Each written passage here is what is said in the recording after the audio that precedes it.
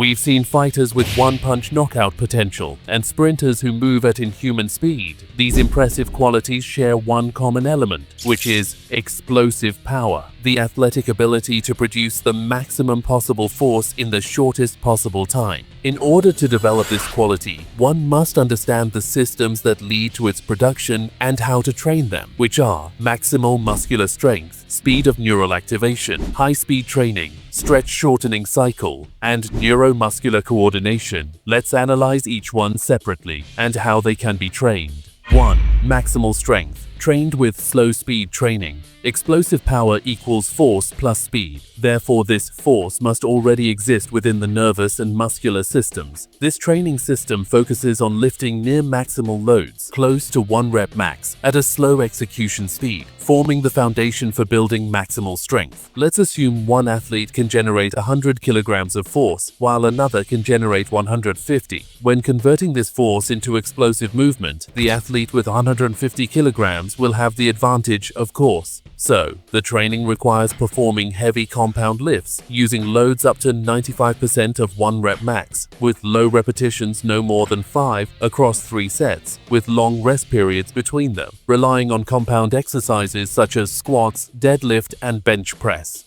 2. Rate of force development.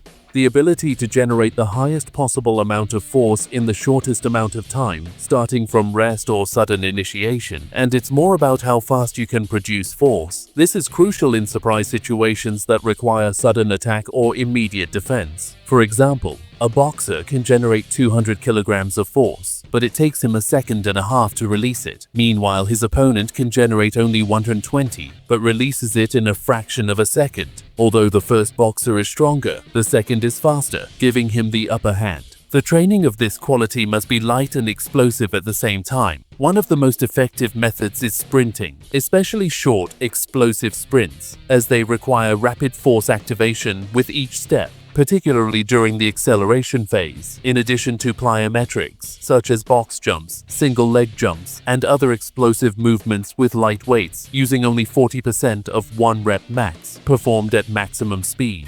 3. High velocity strength. The ability to produce force efficiently during high-speed movements. It is not limited to generating force from a static position, but rather maintaining force during the high-speed movement itself. The body naturally loses its ability to generate force as movement speed increases. For example, a boxer moves lightly and quickly, but his punches lack power because his muscles were not trained to generate force during motion. This type of training aims to break that physiological limit. The most effective training drills include jump squats with light loads, focusing on maximum acceleration with minimal resistance, and push-ups using resistance bands.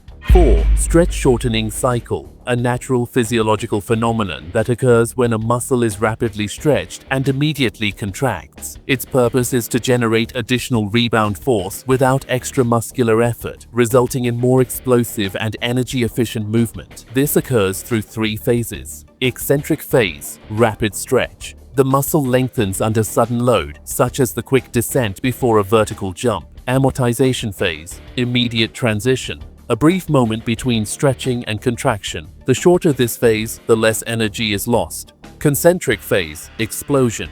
The muscle contracts instantly, releasing stored elastic energy as explosive force. The faster and cleaner the counter movement before takeoff, the greater the force production. It can be trained by these exercises: depth jumps, stepping off a box and immediately jumping upward upon landing, continuous and bounding jumps, and counter movement squats with fast descent followed by a powerful upward drive. 5. And final, neuromuscular coordination.